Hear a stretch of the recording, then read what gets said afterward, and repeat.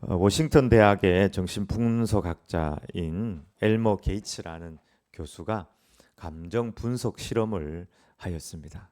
감정 분석 실험을 어떻게 하느냐? 사람이 말할 때 말하는 그 숨결, 입김에서 나오는 그 입김을 모아가지고 시험관 안에 차곡차곡 모아가지고 그 침전물을 어, 이렇게 만든 거예요. 그래서 감정에 따라 다른 색깔의 침전물이 생긴다는 것을 발견을 하였습니다. 먼저는 분노하고 원망하고 화를 낼 때 그 숨결에서 나온 침전물을 모아서 이렇게 보니까 그 색깔이 밤색, 검정색 계통 밤색이었다고 합니다. 그다음 고통과 슬픔이 그에게 올 때에는 회색깔의 침전물이 생겼다고 합니다. 그 다음에 사랑의 말 혹은 후회나 돌이키는 말을 했을 때는 복숭아 색깔을 띄었다고, 약간 분홍빛 색깔을 띄었다고 합니다. 그런데 분노하거나 원망했던 이 밤색의 침전물을 모아가지고 실험용 흰쥐에게다가 딱 주사를 했더니 아주 짧은 시간 안에 즉사하고 말았다고 합니다. 이 실험은 원망, 불평, 화를 내면 얼마나 악한 독이 우리에게서 실제 나오는지에 대한 그 결과를 보여주는 실험이라고 할 수 있습니다. 화나 원망, 불평하는 것, 원망, 불평 자체도 어떻게 보면 화죠. 화가 우리 안에서 확 올라올 때 그 올라오는 독이 타인을 죽이고 공동체를 병들게 하고 지도자를 아프게 하며 하나님을 진노하게 만들며 가장 우선적으로는 자기 자신을 죽이는 독을 발산한다는 사실입니다. 원망 불평하며 또 화를 내면 여러분 기분 좋습니까? 우리도 기분 나쁘고 듣는 사람들도 굉장히 기분이 좋지 않습니다. 기분이 좋다면 이상한 거고요. 또 화를 내고 원망하고 또 원망하는 사람들은 어떻게 보면은 그것에 좀 중독돼 있다 이렇게 볼 수 있습니다. 술도 중독되고 마약도 중독되고 불평, 화도 중독될 수 있습니다. 오늘 이 본문의 말씀을 통해서 우리 입술에서 독이 아닌 보약과 향기 나는 삶을 살아가기를 축원합니다. 첫 번째, 원망, 불평의 말은 부메랑이 되어서 돌아온다는 사실입니다. 20절, 28절부터 30절까지입니다. 그들에게 이르기를 여호와의 말씀에 내 삶을 두고 맹세하노라. 너희 말이 내 귀에 들린 대로 내가 너희에게 행하리니 너희 시체가 이 광야에 엎드려질 것이라. 너희 중에서 20세 이상으로서 계수된 자 곧 나를 원망한 자 전부가 여분네 아들 갈렙과 눈의 아들 여호수아 외에는 내가 맹세하여 너희에게 살게 하리라 한 땅에 결단코 들어가지 못하리라. 아멘. 여러분 부메랑을 아십니까? 굽은 막대 모양의 도구로 목표물에 딱 맞지 않으면은 그것이 돌아가지고 나에게 돌아오는 일종의 무기라고 할 수 있습니다. 헛된 말, 원망이나 불평은 부메랑과 같습니다. 반드시 하나님께서 그가 했던 말을 그대로 말이 돌아오는 것이 아니라 행동으로 성취함으로 돌려주시겠다고 하셨습니다. 이 부메랑 같은 일들은 우리 삶의 현장에서 많이 보게 됩니다. 먼저 남에게 던진 말, 특별히 정치인에게 있어서 이 부메랑과 같은 말을 우리는 자주 발견하게 됩니다. 남을 향해 던진 그 비판의 말이 결국에는 언론이나 기자들을 통해서 옛날에 당신이 이런 말 했지 않냐, 근데 당신이 또 이렇게 행동을 하느냐 하며 그 말을 그대로 그에게 적용을 해가지고 부메랑 같은 그런 일들이 비일비재합니다. 우리가 좀 편하게 살고자 가까운 거리도 차 타고 가고 싸게 사서 입고 버리고 일회용 도시락 또 막 이렇게 함부로 쓰고 일회용 도시락을 한번 먹어보니까 얼마나 쓰레기가 많이 나오는지 하나에서 열까지 숟가락 젓가락까지 다 나와요. 근데 편하긴 편해요. 근데 우리가 그렇게 편하게 살고자 했던 우리 삶의 패턴이 지구 온난화에 라는 부메랑으로 우리에게 실제로 지금 날아오고 있고 또 우리가 느끼고 있습니다.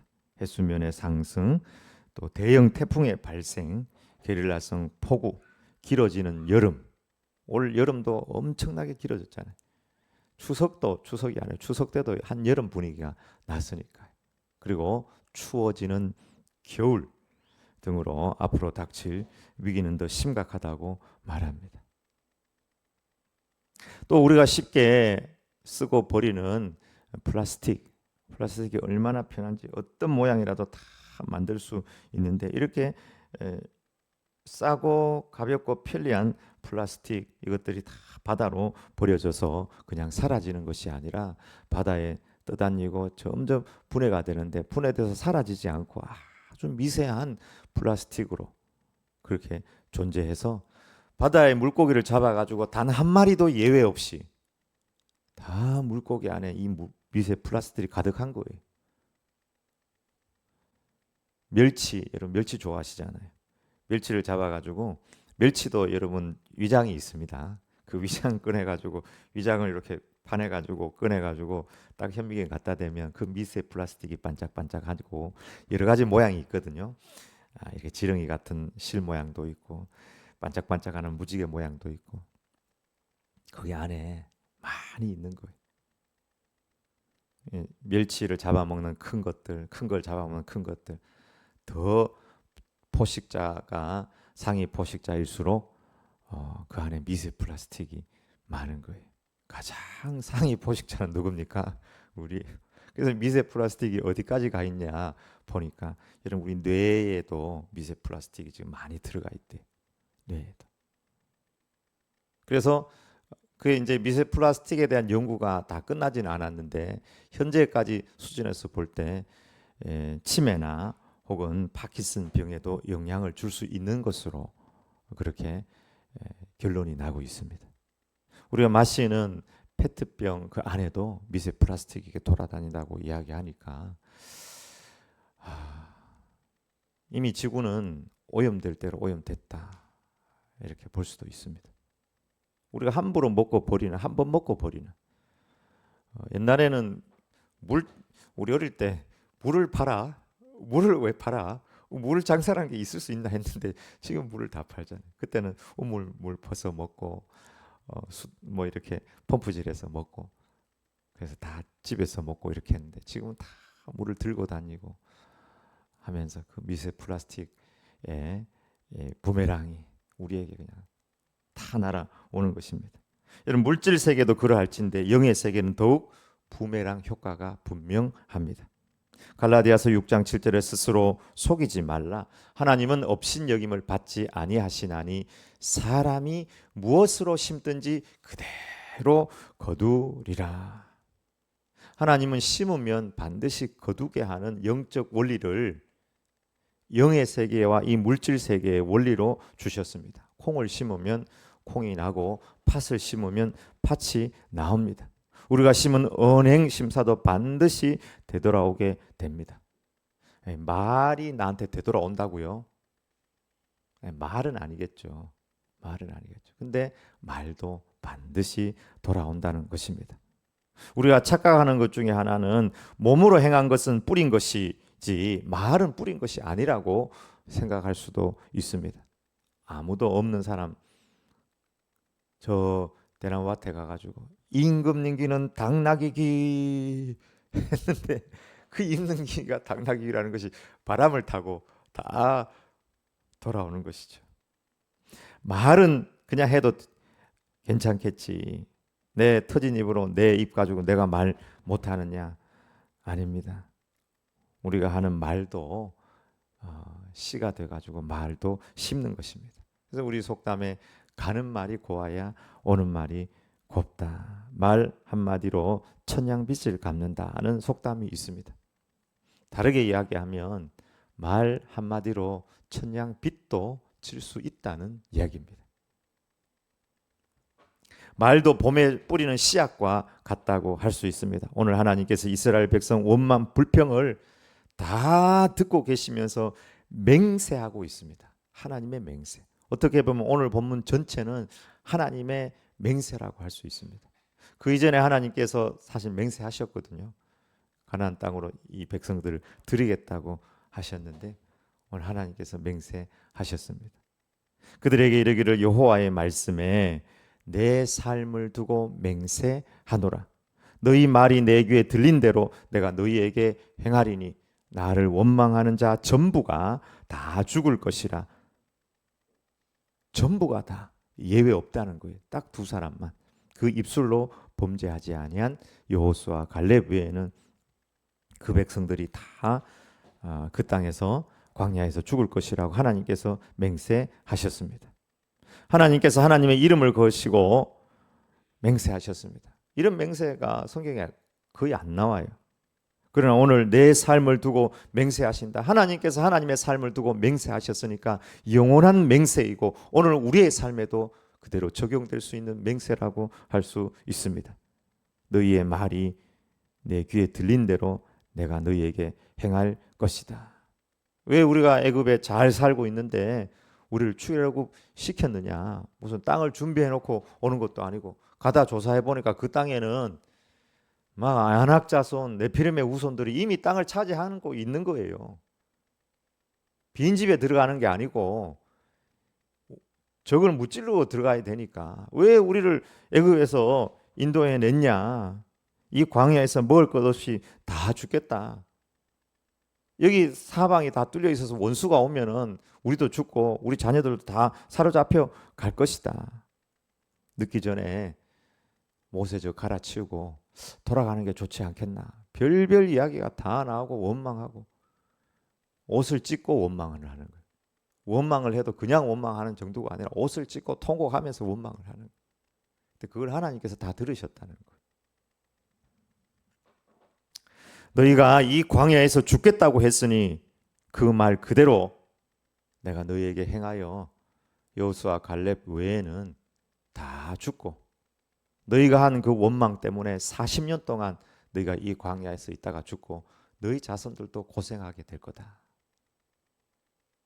우리가 말 잘못하면요 믿음의 말을 하지 아니하면 불평이와 원망과 자식들도 듣고요 자식들이 고생한다는 거예요. 어디 자식들 고생한다는 말이 있냐? 33절에 보면은 너희의 자녀들은 다 반역한 죄를 지고 너희의 시체가 광야에서 소멸되기까지 40년을 광야에서 방황하는 자가 되리라. 무서운 말씀이라고 할 수 있습니다.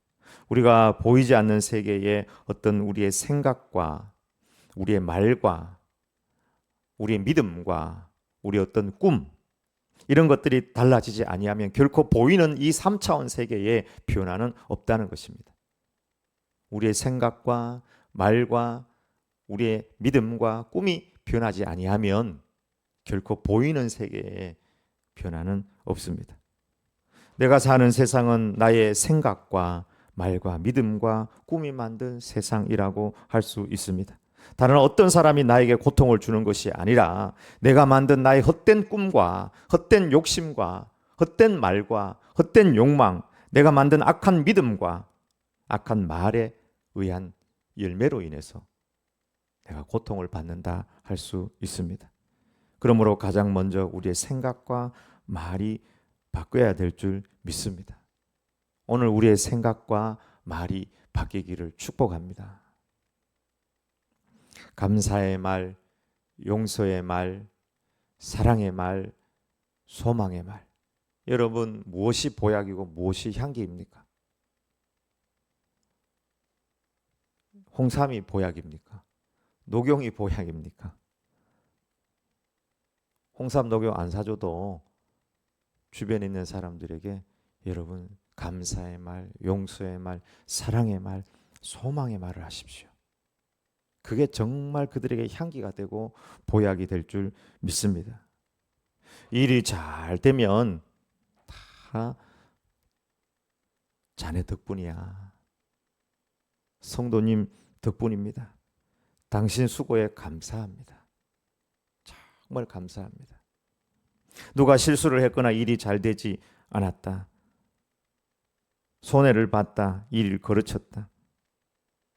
손해가 크지만 그래도 그 손해보다 당신이 나한테 더 소중합니다. 수고했습니다. 이게 뭐가 보약입니까? 뭐가 향기입니까? 정말 힘든 사람에게 지금 어려운 상황이지만 도움이 필요하다면 저에게 언제든지 말씀하십시오. 제가 늘 함께 하겠습니다. 반드시 좋은 날은 옵니다. 반드시 좋은 날은 옵니다. 소망의 말. 내가 그렇게 말하면 그 말을 누가 듣는다고요? 하나님께서 들으시고요. 하나님께서 내가 내 말이 내 귀에 들린 대로 내가 너희에게 행하여 주겠다. 안 된다 하지 마자. 못한다. 죽겠다. 배고파 죽겠다. 배불러 죽겠다. 맨날 죽겠다. 그러면은 그 말을 들린 대로 그렇게 가는 거예요. 자, 우리 생각을 바꾸고 말을 바꾸시기를 축원합니다. 축원합니다. 말이 바꿔야 돼. 말이 바뀌어야 돼. 두 번째, 하나님이 기뻐하시는 자가 되라 말씀합니다. 우리 8절입니다. 다 같이 읽겠습니다. 여호와께서 우리를 기뻐하시면 우리를 그 땅으로 인도하여 들이시고 그 땅을 우리에게 주시리라. 이는 과연 젖과 꿀이 흐르는 땅이니라. 아멘. 여호수아와 갈렙을 제외한 10명의 정탐꾼의 보고를 보면은 그 사람들이 없는 말을 했거나 거짓말을 했거나 과대나 축소해서 이렇게 보고한 것은 없어 보입니다.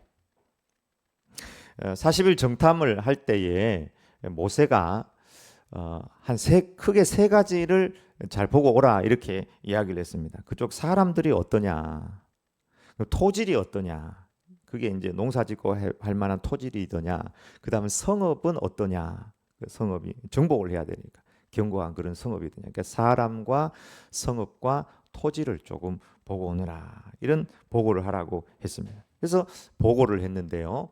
10명의 정탐꾼들도 과연 젖과 꿀이 흐르는 땅입니다. 이렇게 보고하였고 또 여호수아와 갈렙도 심히 아름다운 땅이라고 이렇게 보고를 하였습니다. 그러니까 객관적으로 그 땅은 굉장히 좋은 땅이었다. 이렇게 보고하였습니다. 근데 다른 점이 있다면 10명의 정탐꾼들은 우리는 그들에 비하면 메뚜기와 같습니다. 이렇게 보고를 했습니다. 네, 객관적인 보고는 비슷한 내용이었는데요. 그에 따른 그들의 의견은, 그들의 반응은 달랐다는 것이에요. 거기에는 네피림의 후손 아낙 자손이 있어서 그 사람들에 비하면은 우리는 메뚜기와 같습니다. 근데 여호수아와 갈렙은 하나님께서 우리를 기뻐하시면 하나님께서 그 땅을 우리에게 주실 것입니다. 우리 입장으로 이야기하는 것이 아니고 하나님의 입장에서 이야기하였습니다. 그러므로 우리가 하나님을 거역하지 마십시다. 이렇게 불평하고 울고 원망하고 하는 것은 하나님을 거역하는 것입니다. 오히려 그들은 우리의 밥입니다. 밥 먹으러 갑시다 하면서 이렇게 이야기한 거죠. 반응이 완전 달라요. 반응이. 똑같은 일에 대한 반응. 여러분, 믿음은 반응입니다. 아무리 부정적인 것이 오더라도 믿음의 사람은 믿음의 반응을 하는 것입니다. 사실을 본대로 들은 대로 전하는 것도 중요하지만 본대로 들은 대로 말할 때 그 말에 대한 영향력을 생각하지 못하는 것은 더 잘못된 것입니다. 본대로 들은 대로 보고하고 자기들의 반응이 부정적으로 해버리니까 온 백성이 다 난리가 난 거예요. 왜 그렇게 됐냐 하면서 원망을 일으키는 거예요. 하나님의 백성은 믿음의 사람이 되어야 합니다. 믿음의 사람은 착한 사람인 동시에 충성된 사람입니다.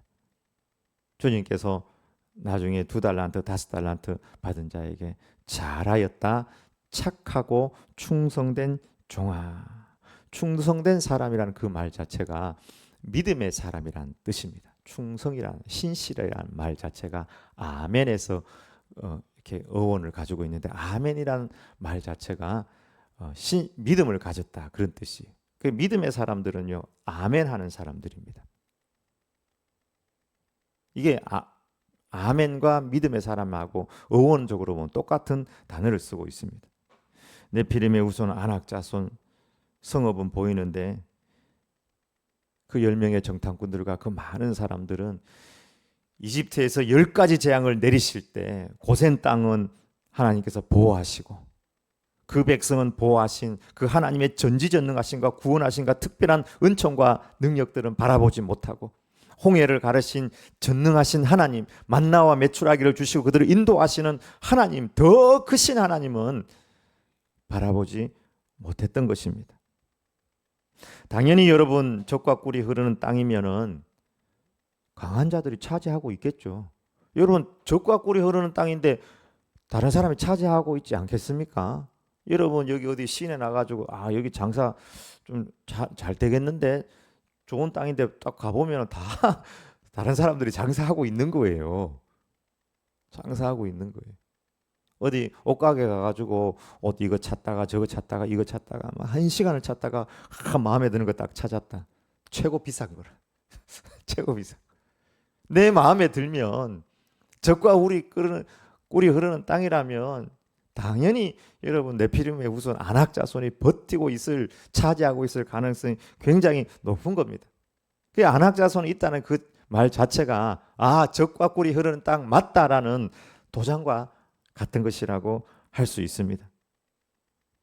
그렇다면은 당연히 대가를 지불해야지 가나안 땅을 정복할 수가 있겠죠.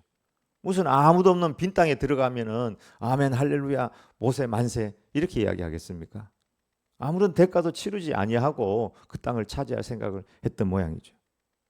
중요한 것은 우리가 하나님께서 기뻐하시는 자가 되느냐 하는 것입니다. 오늘 본문을 통해서 말씀하시는 하나님께서 기뻐하는 사람은 두 가지라고 생각됩니다. 첫 번째는 어떤 상황에서도 하나님을 크게 보는 사람입니다. 그쪽 상황, 자기들 나온 상황, 또 가나안 땅 상황을 보니까 자기들은 너무 초라한 거예요.